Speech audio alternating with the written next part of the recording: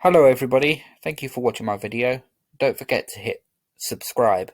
I'd just like to take the moment also to thank everybody that has subscribed, as we have now just hit the 200 mark on the channel. There's been excellent progress on this channel over the last few weeks, and I'd just like to take this moment in time to thank everybody that has been so supportive on the channel.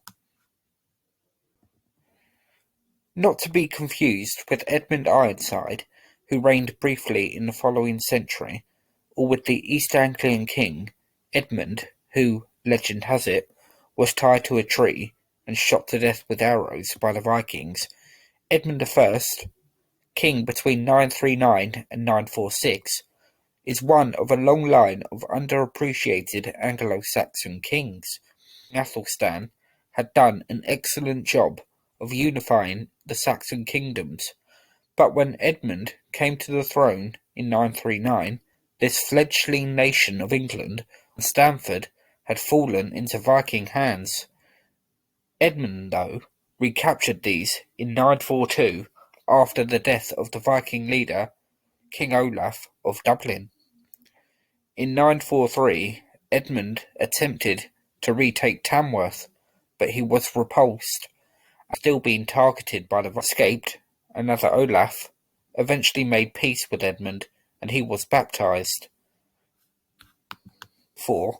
An almost continuous problem, and would continue to be so well into the next reign, that of King Edred. Edmund would be on good terms with the King of Scots, Malcolm I.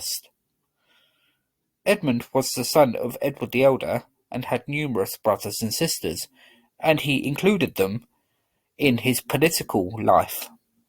They oversaw some of Edmund's charters, and this included his brother and successor Edred. By allowing Edred to take a prominent role in politics, Edmund was, knowingly or not, producing a potential successor, if he should die without producing an heir.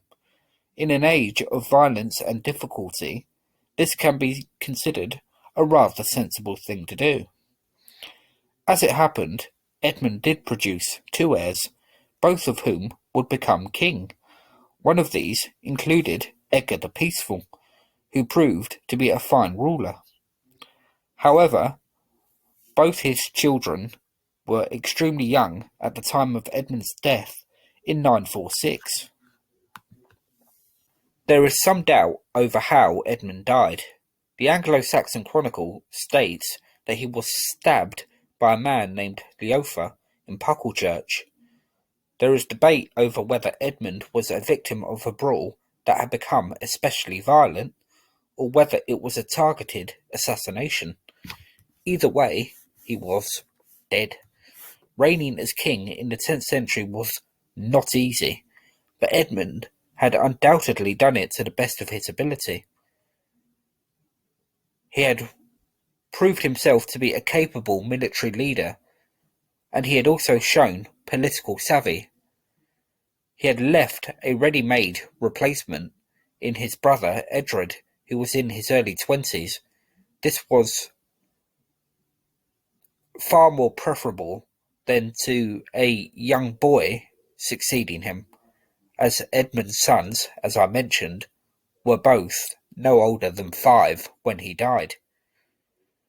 So Edmund deserves recognition for his part in the full unification of England that was to come soon after his death. Unfortunately for him, though, he has become one of our forgotten kings.